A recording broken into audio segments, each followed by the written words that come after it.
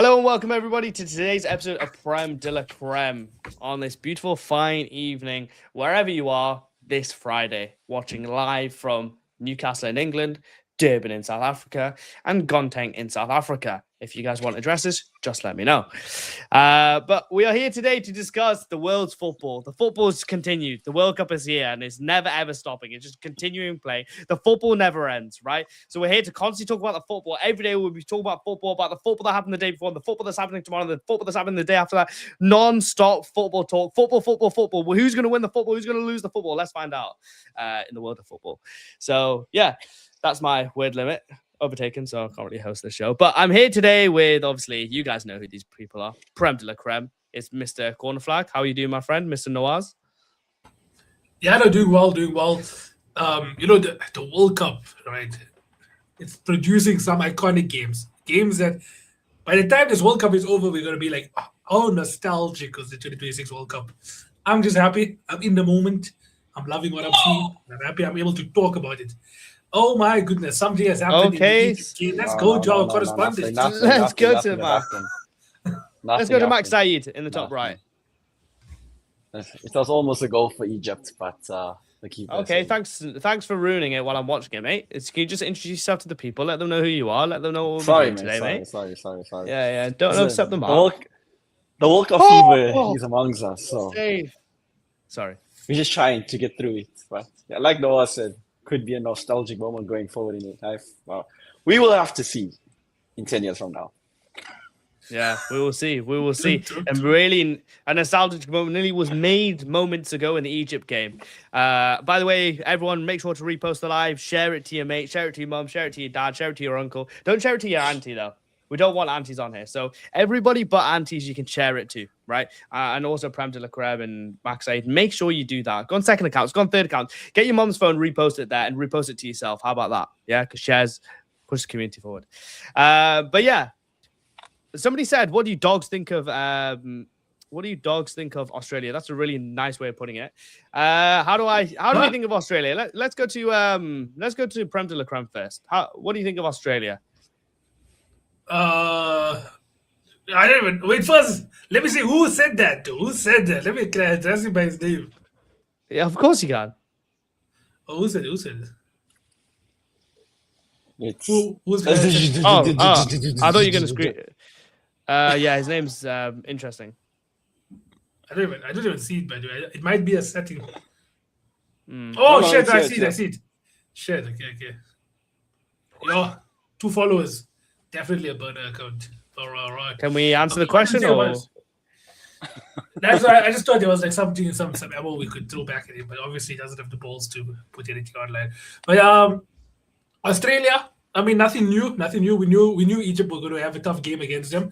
They definitely have World Cup pedigree. They had some decent games this World Cup, but clearly struggling against a team that got their first World Cup win just 2 games ago tells you that Australia aren't really that good. And we're all still backing Egypt. Hopefully they get the job done tonight. It looks like it might go into extra time. Australia, I mean, they always do what do they do best? They fill up the numbers. So they do a good job doing that every year. Maybe a Tim Cahill goal now and again, but Tim Cahill ain't here. So, yeah, I mean, there hasn't really been any sort of contribution to World Cups from Australia since 2014. Noaz, real quick, can you just name me 3 other Australian players in 5 seconds not named Tim Cahill? Who's that guy? That Moore guy. And Schneiderlin, right? And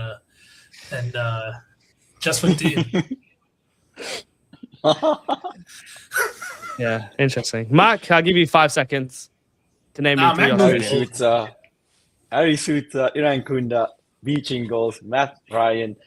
No, not the ones that are in now. That's cheating, bro. Give me like back in the day. Bro, Matt Ryan is back in the day, yo. Okay, there's one. Matt Ryan is, to be fair. Back in the days. Wow. Negative ball knowledge here on the Prem de la Creme podcast. So that's what you can see and more. Thank you very much, Mohamed Azhar, for sending that to 10 friends to see the negative ball knowledge from these guys. If they wanted 3 players, they should have just came to me because I would have told them exactly who they need to know. But they'll never know because they didn't ask, right? So, anyway. Moy plays for them, isn't Oh, Bro, Moy. man. Yeah, I meant Moy. I said You Mo. ju- But Moy, yeah. Yeah, Aaron I Moy. said 5 seconds, not 5 business days, bro. We've moved on now, right? Listen, But- brains is not working.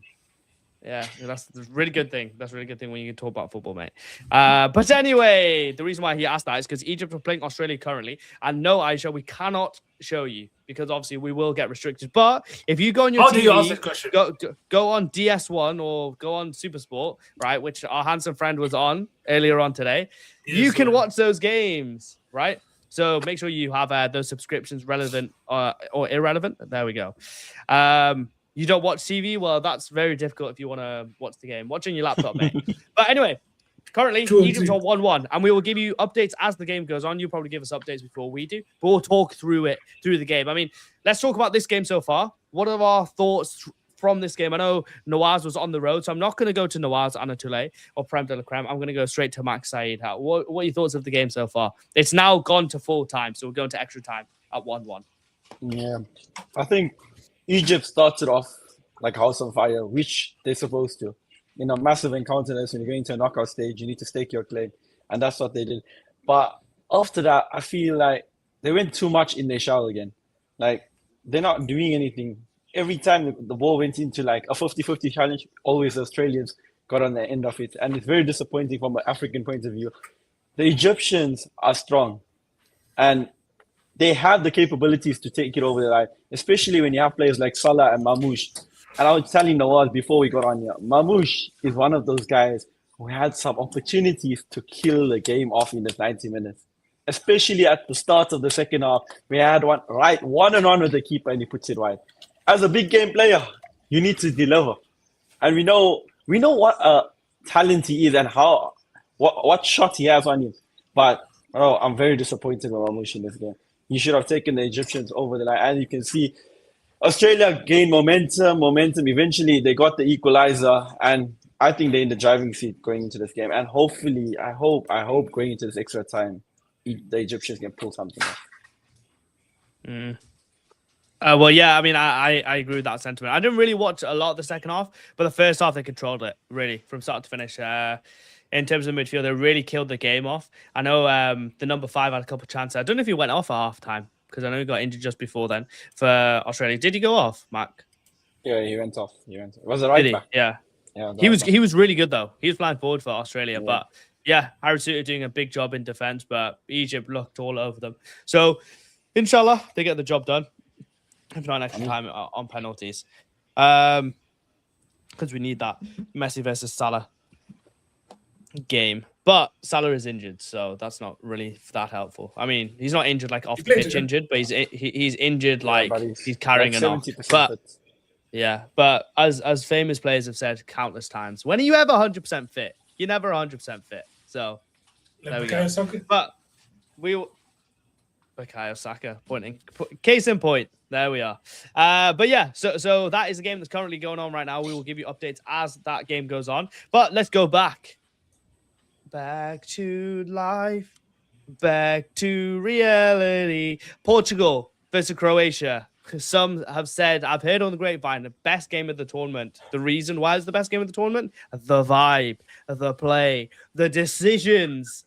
2-1 ended between Portugal and Croatia. Cristiano Ronaldo moves on to the last 16 to face Spain next week, which will be a very, very interesting game. I didn't watch it because I was sleeping. Yeah. Mere so gaya hai. But my boys here, Max Saeed and Nawaz Anatoly, mate, they are just loving the football right now, and the football never ends. So let's get their thoughts. Let's go over to Durban to Mac FC. Mac FC, oh, wow. A body just came up on screen. The cameraman doing really well this World Cup. But Mac FC, what did you think of the game between Portugal and Croatia? I think it was a good game, a good spectacle for the neutral to watch. Croatia turned up. I didn't give them any chance going into this game, but Croatia came and staked their claim in this match. We saw Kovacic and Modric run that midfield.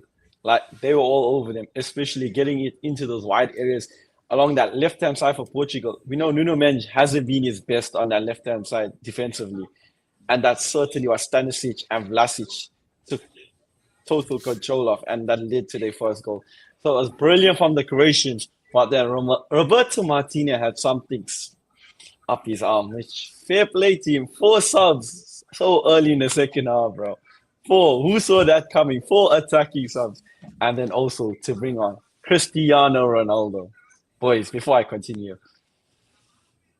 is Ronaldo the problem? No. Nah, I think he needed to. Ronaldo isn't a 90-minute player, so he needed to sub him. It's not a problem, though. Okay. I'll continue from there. Anyways, the reason you know for Ronaldo coming off is because he went with a pure attack-minded base, like just to go forward. He left João Neves as a one-man midfield. Imagine he had the cojones to leave João Neves, the 20-year-old, on his own in that midfield to run the game against Modric and Kovacic, considering that first half, the way they ran that midfield, and to leave him alone. Oh, was crazy. Then, to go into their first goal, we've been talking about this almost every stream. The holding. Do you think it was a penalty, Nawaz? It's a soft, but I think ultimately, right call. I think it was a penalty. Yeah. I think it was a penalty, but I think when it comes to decisions like that, we need to see it more on a consistent basis. It can't be 1 week we have or one game that's a penalty, but in a whole different other game, something very similar or the exact same challenge happens. That's what I called out for not. yesterday. When I talked, Yes, I spoke. yeah, that's what I'm saying. Yeah, Referees have been a bit and that's what I'm inconsistent. saying. We've been talking about it. Hamza, did you by chance see what happened with the penalty? Yeah, I thought it was a penalty. Yeah. So, fair play. Ronaldo stepped up. Good goal. And then another controversial moment at the very end. Okay, wait, before that, let's get into Goncalo Ramos' goal. Brilliant header. That ball for Rafael Perfect. into Goncalo Ramos. And I'm going to give a shout out to Hamza. Hamza says, give the boy an opportunity and you'll see what he can do. He told Uzi this. I think it was last night he told him this. And he actually went and delivered. So brilliant from Goncalo Ramos. And then the controversial issue. Well, let's get to that. Let's get to that. Actually, Mark, let's get to that. I want to discuss that. It's like it's whole thing. We will definitely get to that, right? And it'll be interesting to see what you guys think of the penalty incident at the very end. I'm assuming if you're a Ronaldo fan, you're gonna say, yeah, it was offside all day. If you're a Ronaldo hater, you're gonna be like, why are they bringing in Snickers? This isn't cricket. I understand that, but let me know what you guys think in the comments. But Mr. Nawaz Anatule, right? The changes from Portugal were brave, right? But talk to me a little bit about Croatia's performance, because everything that I'm hearing is saying Croatia actually played pretty well this game. Yeah, it goes back to what Prem said as well. You know, like Croatia always played to the level of their opponent. And considering the team, you know, that Croatia had, lots of people thought that they weren't going to be able to keep up with this Portuguese team. But ultimately, they were able to do it. And if anything, they nearly even took it into extra time. And we'll talk about what that moment was in further detail. But yeah, I thought Mateo Kovacic had a decent game as well. Definitely, it was helping Modric dictate the play there. But overall, yeah, Croatia. Was it more them keeping up to speed with Portugal, or was it more Roberto Martinez's tactics that weren't really that aggressive from the beginning? Because Vitinha, for example, a lot of sideways passes. Bruno Fernandes again, not really being as direct as we've seen him in the Premier League. So, did Martinez help Croatia keep up with Portugal, or was Croatia actually good? That's the question. Yeah, I was probably a mix of both. It probably lies somewhere in the middle. But yeah, as I said, Gonzalo Ramos, man. Like, I'm not saying he's unreal, right? But I think it's such a cheap excuse when people say Ronaldo has to play. There's nobody else there. It's like, I think that Ronaldo should play over these guys, right? I do believe that, right? But not for that reason. I think that's the most brain dead thing that you can say. Because Gonzalo Ramos, bro, last World Cup he got a hat-trick. Yeah? I know it wasn't against like a top team, but he's proven he can score for Portugal in the big moments. He doesn't fear the big moments. He scored a big penalty against Arsenal. Like when he's called upon for PSG, he does his job, right? So And even João Felix is all right. He's decent. So it's not like they've got nobody. It's not like when Brazil had Fred and nobody else, right? It's not like that. But people make this big deal about Gonzalo Ramos. And I just don't understand it.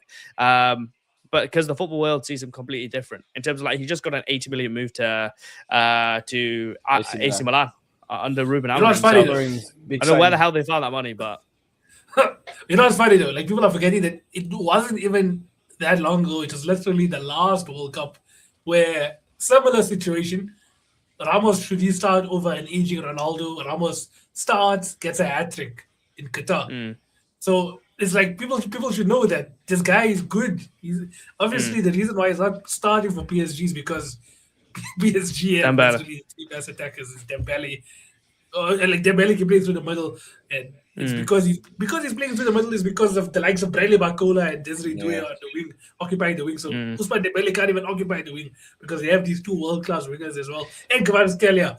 So it's unfortunate for Gonzalo Ramos. That's why it's good that he actually did go to AC Milan because he is a better striker than people are painting him out to be. Yeah, 100%, bro, 100%. But yeah, let's jump into the elephant in the room, which is obviously Portugal win. Gonzalo Ramos gets the header, but should it have gone to extra time? Because that goal at the end, you brought out the snicko machine from cricket, and Portugal make their way through. I'll start with Matt, because obviously he had his opinions on it. What did you think of that whole moment? From a pure fan point of view, I would have loved it to go to extra time. But from a football point of view, by the letter of the law, that is offside. If it was an intentional header by Renato Vega, it wouldn't have been offside. But the fact that brother didn't know whether he hit his head or not and fell into Croatia's path and scored, unfortunately, it was offside. So from a pure fan point of view, I was very disappointed. But on footballing grounds, it was the right decision. And we saw they clearly had to go to Snico to confirm that he hit the head first of the Croatian guy. And first time in history, we've seen something like that due to technology in the football. And then I have an opinion on that answer, but when Max is done. And then, there was something else I wanted to pick up also, but I can't remember in this exact point in time. But yeah, ultimately, I feel like it was a fair decision, but from a fan point of view, it wasn't the best sight to see. No, as? I think the only thing I will add on top of that is the fact that like VAR and all of this football technology was brought in so that we can avoid the clear and obvious errors. The fact that they brought this new technology, I'm not totally opposed to it because obviously it can help the VAR, but to dissect it as if this is one of those criminal cases that, you have to make sure that the verdict is 100% right or wrong. Like that for me is taking the beauty away of the game because football is so subjective, it's so contextual. It's an imperfect game played perfectly through. Let's say it's an imperfect game played beautifully, right? That's the game of football. So by dissecting it like this, to a point where also it's like you're talking about a piece of technology that's so sensitive. You're telling me a strand of hair probably was the thing that it picked up because the visuals doesn't show the ball changing direction. So it means it must have touched his hair. A ball that gets kicked by 22 footballers still has that level of sensitivity that you can pick up. I doubt it, bro. I doubt it. Like you're telling me also that maybe if Ruben Diaz was attempting to header the ball, his piece of sweat touches the ball, he would have done the exact same thing. Because in my opinion, a drop of sweat weighs more than a strand of hair. So it's difficult. You can't really use that so like fine margins. You can't change a full game of football like that.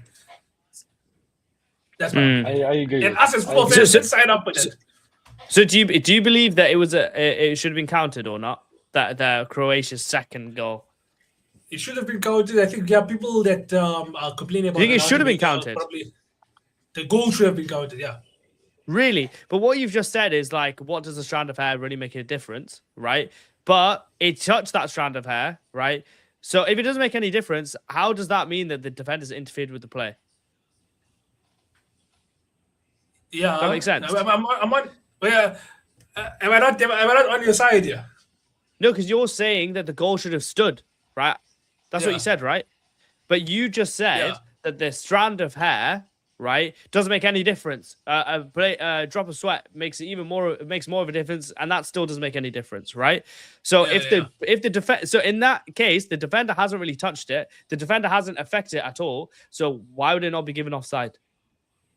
No, but that's why. Yeah, so that's what I'm saying. Why has it been given offside? Because that's the decision, isn't it? Well, because the defender didn't touch it. Because the defender didn't interfere.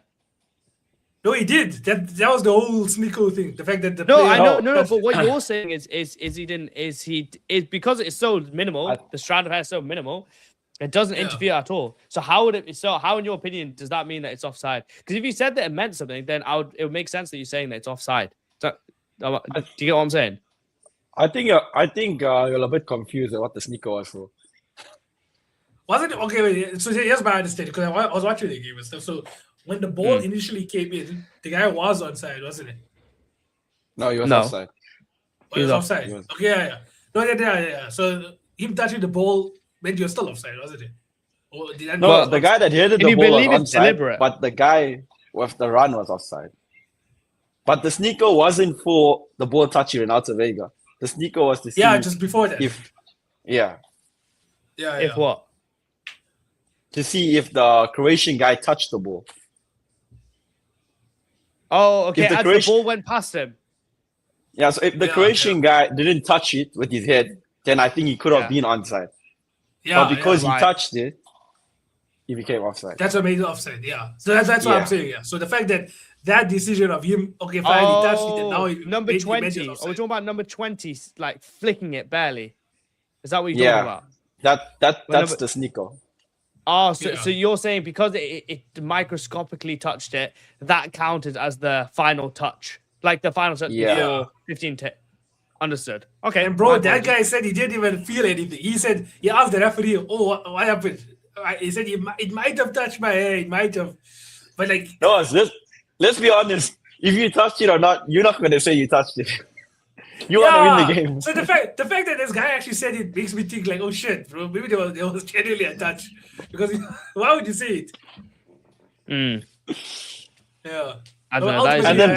But if Vega had to make a movement where he actually went to hit the ball away and it landed at the Croatian guy's feet, that would have been a goal. You would have been counted on. But the fact that Vega didn't know what was happening, just like grazed him and fell into his path, then that's why it's offside. Yeah. Should I tell you why Mac believes that it's correct as well, in terms from a coaching perspective? He believes it's correct because in our predictions table, he predicted 2-1. And if that goal had gone in, that would have messed up his whole prediction. See, I threw the coaching in there just get yard out of it. Fair point. Now he's never going to trust me ever again. But anyway, just for one laugh, I'll ruin trust forever. That's fine. That's no problem. But yeah, man, I mean, now Portugal move on and they play against Spain. I know we're going to do a preview around the time, but just give me your quick thoughts in terms of that game. Bro, if just same Portugal midfield is going to be versing, if just same Portugal midfield will be versing the Spanish midfield, and Oyarzabal is on his game that day, Portugal are going to be sent home. It's a sad one. Whenever Bofana doesn't play international football, I always back Spain. But I do want Ronaldo to walk away with a World Cup. So it's a conflict of interest for me. It's going to be a game I'm just going to sit back and enjoy. But I feel like the outcome will be leaning more towards a Spain victory than a Portugal victory.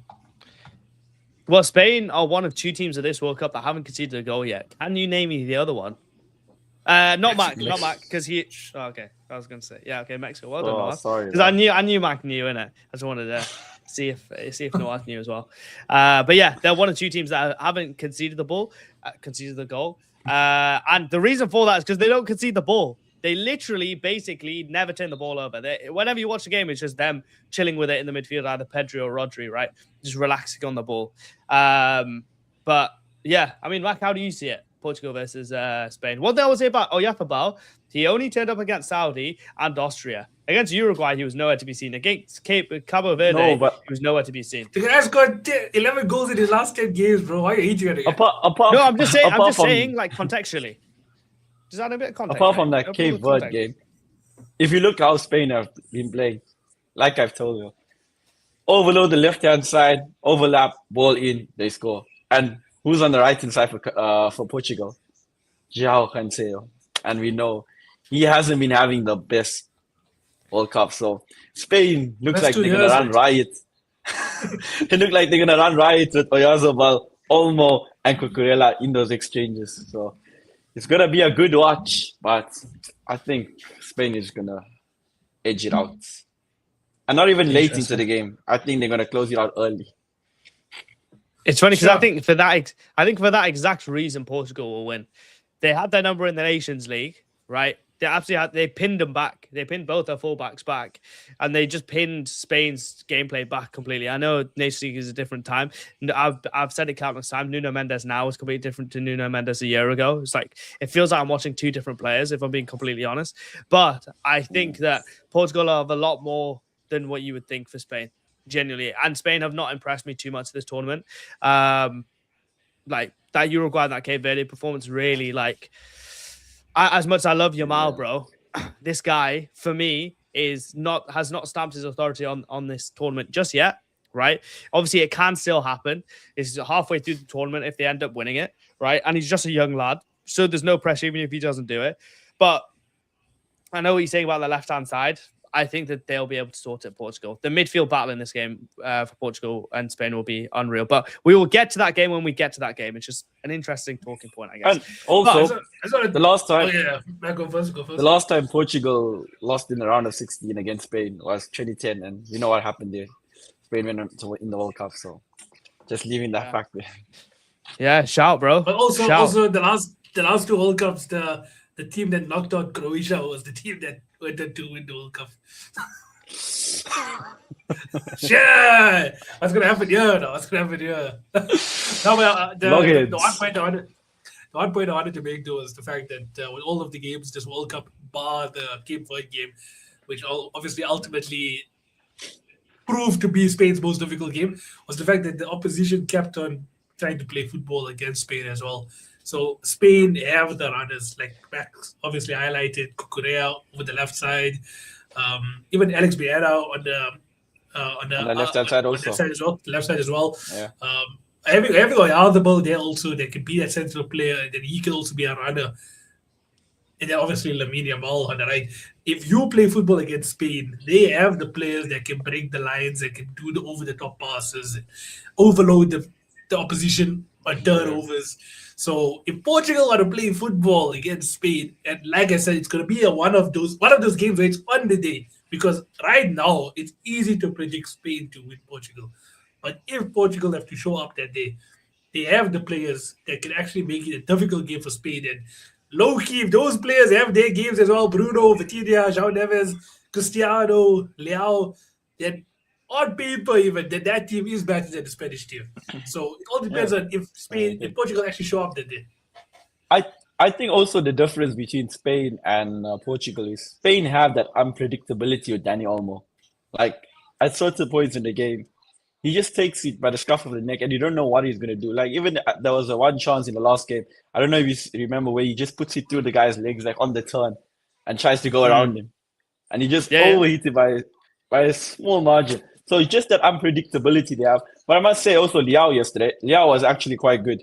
He was one of the better players we've seen on the pitch for Portugal compared to the rest of them. He was at least able to shine, and he was the one that gave that assist for Goncalo Ramos to score the winner. Yeah, that was a really good cross as well. Really good cross. But that's what Leao can do, man. That's what AC Milan's fans are calling for constantly. But look at let's that. Move on. The link up in AC Milan. The future. Roberto Martinez has Leao given did say Amorim. that he wanted to leave. Leao did say he's going to leave, so yeah, it might not be as long as Roberto Martinez and Amorim hope, but we will see. We will see. By the way, guys, it is 1-1 in the Egypt game still, about 40 minutes ago of extra time. Omar Marmoush has been taken off, and if we do go to penalties, I will be muting Max Said because he's going to ruin it before the goals come out. So yeah, just letting everybody know that. But yeah, follow him. Look, I'm not even going to be here. If that happens, I'm going to go to the loud joke. I'm hoping we finish this before the penalty shootout again. Okay, let's talk about Switzerland versus Algeria. You know what, Noaz? I'm actually going to skip that To be honest, I'm actually going to skip Switzerland, Why Algeria. If that's okay. there's a No, let's just breakthrough briefly one talk over like 5 minutes, 2 minutes. I'm not going to talk about the one kid that's 2 been minutes. lighting up the World Cup. The Dodds really. Well, I mean, No, Manzambi, short yeah, he's service. good, bro. But yeah, go for it. Coming to Newcastle. Yeah, I was about to say, isn't he like your target also? Just don't talk to me about Newcastle, yeah, and fucking midfielders, yeah. Don't talk to me at all, bro. Just fucking leave me alone. Twat. But yeah. Okay, But yeah, cool. not much. Let's to talk about just the Switzerland, fact that Algeria. Finish 2-0. Yeah. Switzerland move on. Brilliant bowler and Manzambi with goals. Nawaz, Mark, the floor's yours. Yeah, not much more to add. Obviously, besides the fact that they will be versus the winner of Colombia versus Ghana. Switzerland have been looking, like under the radar, good. Like they haven't really made any like headline wins or anything, but they are looking solid.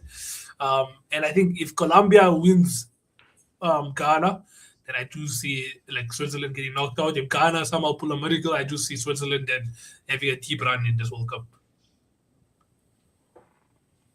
Okay. I agree with Nawaz with the Switzerland thing, but I want to talk about Algeria. Disappointing again.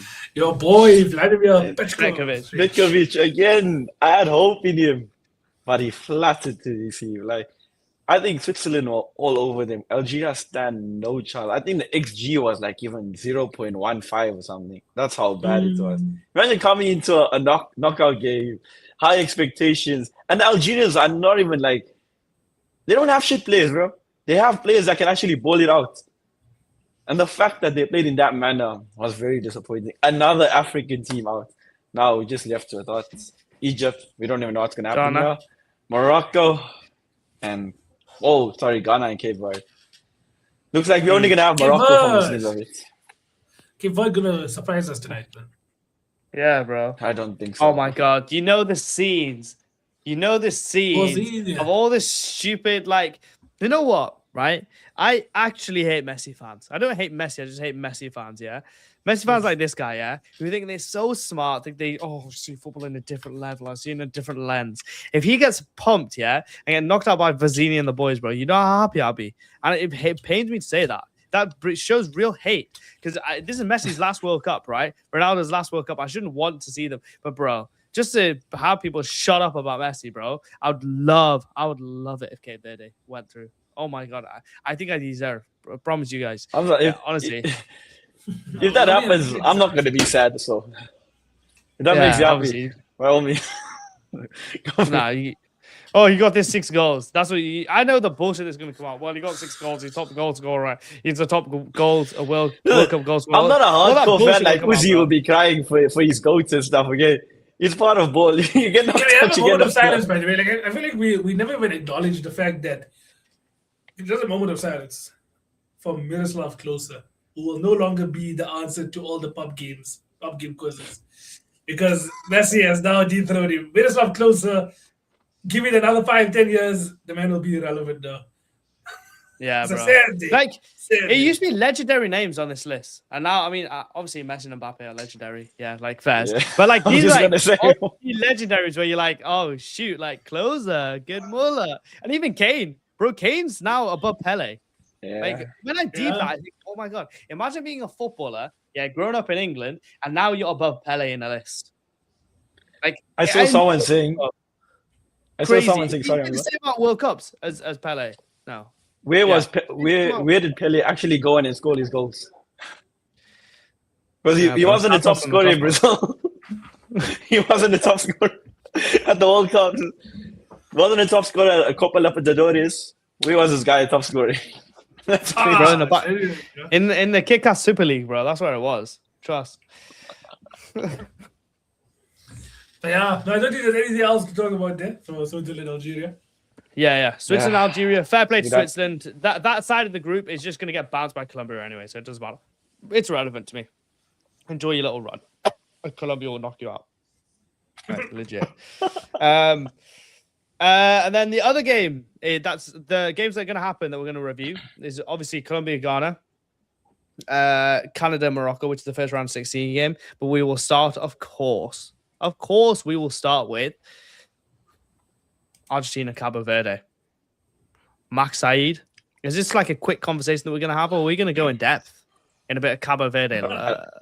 I don't think we need to go in depth. I think Argentina is going to be too strong for them. They had Cape Verde played their best football, I would say, in that first match. But like, if anyone comes and tells me going into the second and third match, Vozinha was good, bro, you got something coming for you. Because the amount of mistakes he made in that second game, I don't think anyone noticed it because of what he did in that first game. So coming into this game against the Argentines, I think it's going to be a tough ask for Cape Verde to go on and win. Because looking even from the right-hand side, Gary Rodriguez, my word, even worse than Madueke. I've seen this guy. Man is skying everything into row 15, running the ball out of play. They could have easily won that final game against Saudi Arabia, but they made it a tougher ask. But anyways, they qualified, got into the round of 32. Tough ask to play Argentina. Messi is going to love a game against these guys. They're going to sit in a block, but Messi is going to sit in the pockets and he's just going to pick it up. So watch out for that. And also another fact, the same, witch doctor, sorry guys, that said the thing about Kane. And he put that muti stuff on him. Said Cape Verde is actually going to beat Argentina. So we're going to have to see if the guy is talking nonsense or is it going to come to fruition. He's talking nonsense, man. All of these guys, if they were so good, they would win the lotto, bro. Like use your powers to become rich. Unless they love it. I skimmed that guy about the Kane. He literally probably just came out after the game to say all these things about Kane. He's definitely taking his clout, like he's grabbing it. No, like it's still relevant right now. How are we still talking about him? One thing I'll say about Cape Verde, though, one thing I would say about him, right, is obviously they've been pretty tight at the back, right? I think they only conceded one goal. It was two goals against Uruguay. 2 goals. Yeah, two goals against Uruguay. And bro, they love a shot. I'll be honest. They've had enough shooting practice, yeah, in these first 3 games, mate. Like even the goals scored against Uruguay, if they put it together, it could become an issue for Argentina, man. So Argentina shouldn't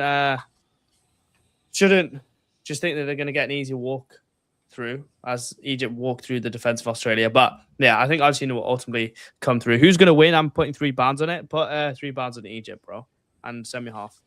But yeah, so that's what I'd say. Noas, what do you think of this game? I think Messi scores another goal, makes it 8 games in a row where he scored in the World Cup game. Yeah, right now Argentina's top goal scorers is Messi on 6, then Lo Celso on 1, Lautaro Martinez on 1. So Lionel Messi has definitely been the channel. That's a name, man. That's a name, bro. Bro, Lo Celso scored, bro. He actually played well the last game. Yeah. When I saw him play, I was like, bro, you still exist. Giovanni. Yeah. No, but like ultimately, I think it'll be too much for Cape Verde, and I think they'll put up a good fight if they can ride the wave for the first 20 minutes. It means it will be a tough game for Argentina, where if they do end up winning, it'll be a 1-0 or a 2-0, and the goals will come very late. If they do score within the first 20, floodgates will start opening. Vozinha will allow Messi to bring more rackets so he can get his shirt at the end of the game.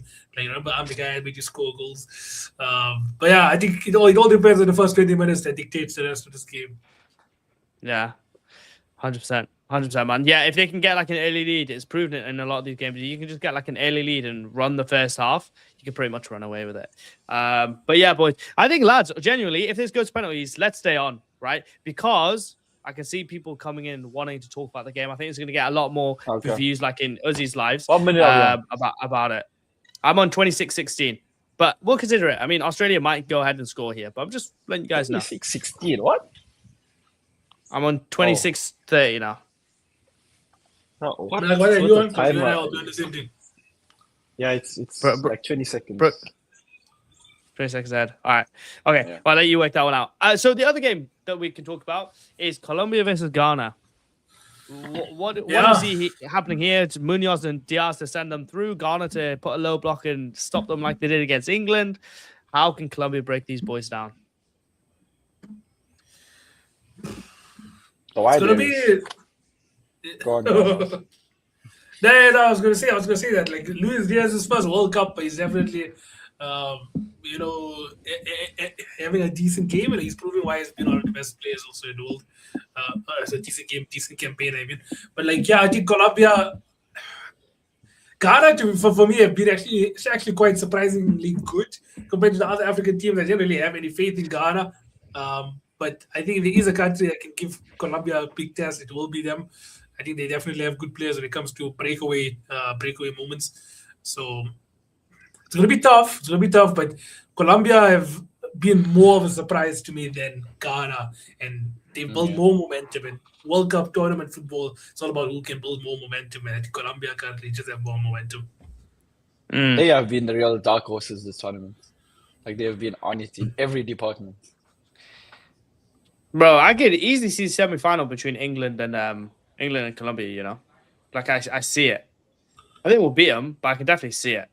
England versus Colombia, but we'll see when we get to that point. What scoreline are we going to go for in that game? Tight one, I think 2-1.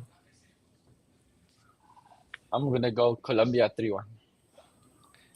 I'm going to go Colombia 2-0. I think it'll be tight, but it'll end up 2-0. I think, but the difference with with Ghana oh, is... by the way, sorry, Mac. VAR. Let's go to Hamza over pitch side. A substitution for Australia. The keeper comes off.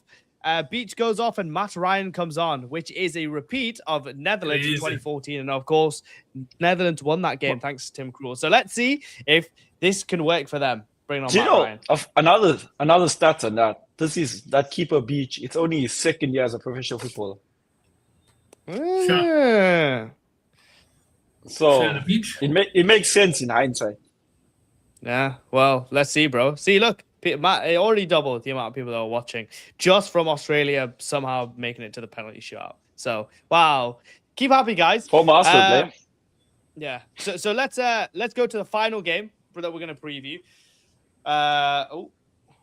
Final game that we're going to preview, which is Morocco versus Canada. First round of 16 game on the top side of the bracket.